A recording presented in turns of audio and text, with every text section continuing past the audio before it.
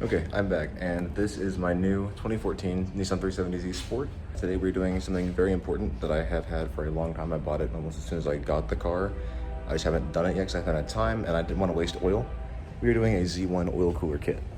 So here we have all the pieces. I went for the protective lines and the thermostatic coupler. That makes it to where you can actually drive it. It'll let the engine actually warm the oil up so you can use it to get it to operating temperature.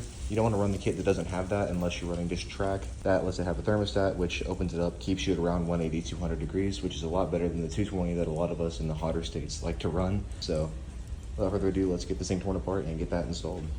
So right now I'm going to go in here with a flathead screwdriver and get all the clips like that out of the wheel well here. So we can drop down this fender liner and get to everything inside of that. We're gonna have to use something over here later to mount a piece of the kit. So to get the fender liner out and just to get access to everything, we have to remove all of these bolts here and take off everything under shroud related. I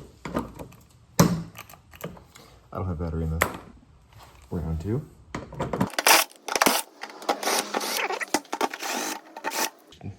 I've just gotten the cover off, and it looks like someone at some point left me a pair of pliers. So that's cool. Thanks, previous owner. I'll take good care of them. So now with these off, it's time to actually get the bumper off. And for that, we have this bolt right here, right where it connects to the fender. And then we have these two guys right here to take off. And then same thing on the other side, and we just pull this off and pull our bumper out. This super sucks. Okay, those are all done. So I'm gonna get all these clips out. We're gonna take the shroud right here and then these off, and we can pull the bumper off. Okay, now for this bit, if I remember correctly, you just kind of give it a whirl. Much easier with two hands. Just pull up and forward and it'll come right out.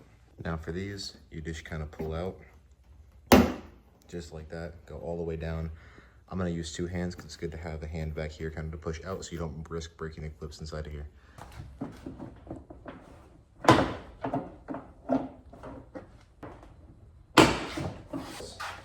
I forgot about the DRLs.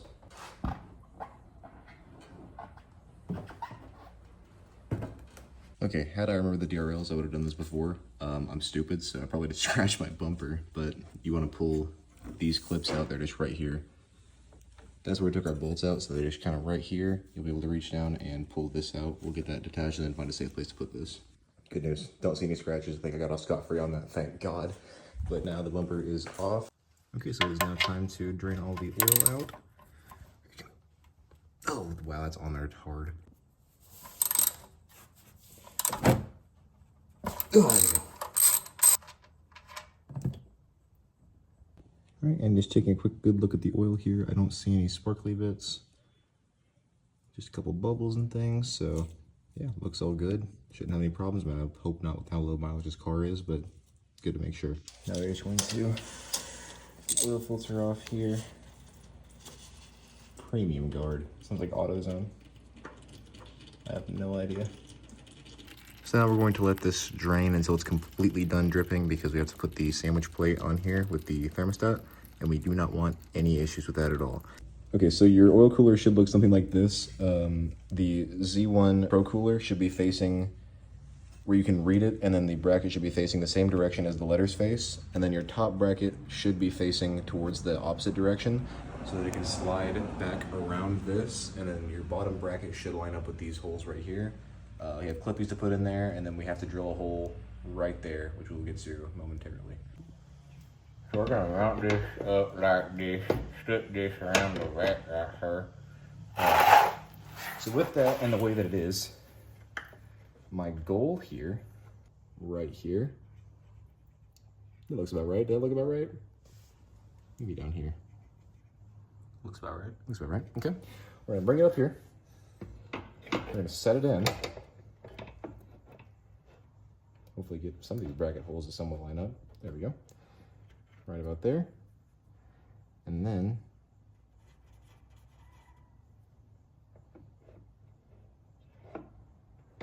so, and there's just a little bit of wiggle room right there.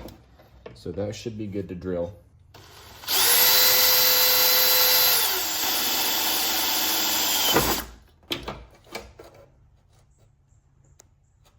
Oh my God, it lines up perfectly too.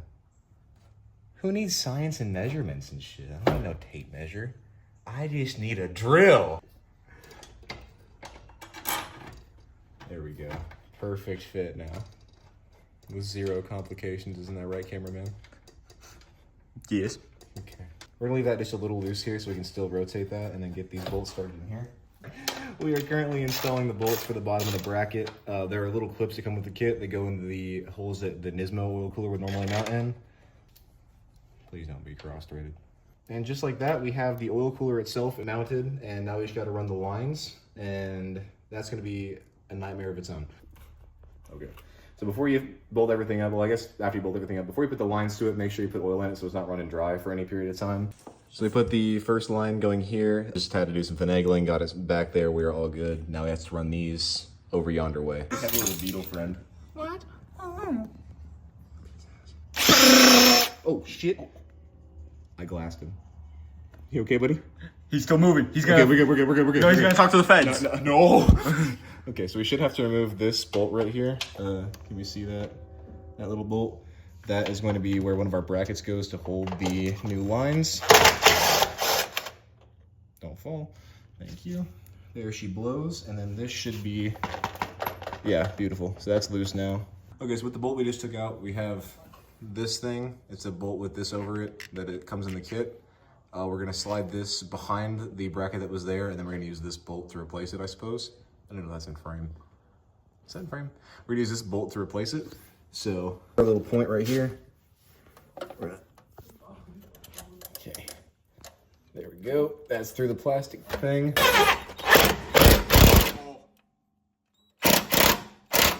We're gonna run these through here. We're allegedly supposed to go over this. These might prove to be a problem, but we're gonna find that out when we get there, I reckon. We're gonna push this through this hole, assuming it fits. And it does. And it does fit. Okay, we're gonna go behind the power steering line that we just spaced out, I think. You are way fucking above it. That's fine. It needs to bend first. Okay, so there's one line through, and then we're gonna spin the other one through here, force it through. I'm kind of going between the reservoir's fill nozzle and the subframe. Okay, so if you're installing this anything 2013 plus, you're going to notice an issue here where you still have an oil cooler here. I didn't realize that's what this was. This here, this little sandwich plate in between the where you usually put your filter on, is an oil cooler. You may think you're screwed. You got to take that off. You got to order a little short stud. You can run that over that. So what we're going to do is we're going to install the sandwich plate on top of the original oil cooler. So we're basically going to be double oil cooled, God forbid. And yeah, we're just gonna run everything like it would be, but with the original oil cooler still on it. It is now the next day. We called it quits.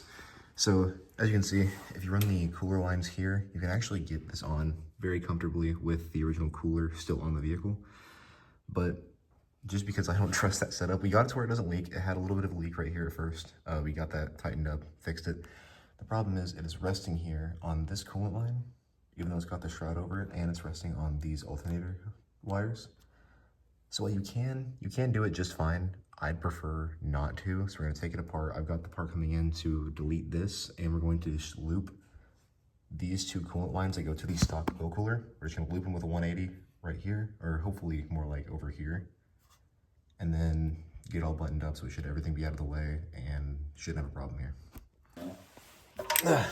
Solely thanks to Logan, the oil is now draining. We got the pan empty. We're now emptying the filter.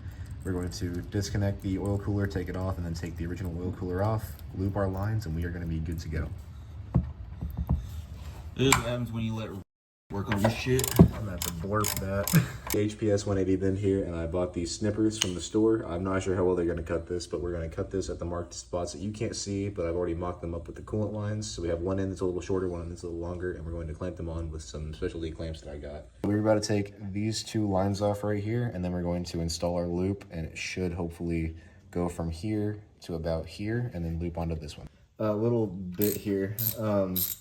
So silicone hose isn't ideal for coolant because it allows seepage, but the only 180 bins I could find pre-made were silicone. So it should be fine, but I'm just gonna do this in mind that I'm gonna have to replace this in like a year or two.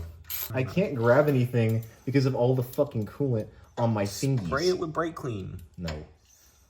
That'd be too easy now, wouldn't it? All right, we are getting the bolt off of the original oil cooler to take it out. It's a 22 millimeter, right? Mm-hmm. Okay. Bucket. Oh, fuck. We have this on now. We have the new part. The new part is the exact same as the old part, but it seems to be working. So we're going to tighten it down. You can see the gasket here, but you're going to see the gasket. So we're going to torque it down, see if it'll squish a little bit, and then we're going to hook everything up and see if it leaks or not. So everything's installed right now. Ended up using the filter stud, which I guess I didn't need to buy a new one, but we used the new one anyway. Got everything hooked up. The loop is not leaking. The oil cooler is not leaking. The lines are not leaking. So we seem to be all good. I revved it a couple times and there's no leaks coming from anywhere minus we're burping the radiator right now since we lost so much coolant. That's just the overflow, but everything looks good right now. Once again, another day. The car is finally done. We went on a test drive last night and nothing leaked, nothing is leaking. I'm gonna give it some more testing before we go to Slammed Enough, but still in jack stands right now. I have a couple things to patch up and fix up before we go to Slammed, but after that, we are good to go. Oil cooler works great for now. And the next chance I get, I'm going to drive it around and see how much the oil temperature changes and give you guys a review on it. Okay, driving with the new oil cooler on, and it's been about 10 minutes since we hit the road, and I'm sitting solid at like 170, which usually by now I'd be at 200, maybe 210 with this temperature, so it's definitely working. Maybe working a little too well, but it's definitely working. So the install was not easy, but it was worth it. It does work perfectly, have no leaks or anything. The kit was good. The only thing I have a problem with is the fact that I had to order that part that I didn't even need because I mean, maybe it's a skill issue. I might not have read the website well, but other than that, everything went great and it works really well. So I recommend the part and thank you guys for watching.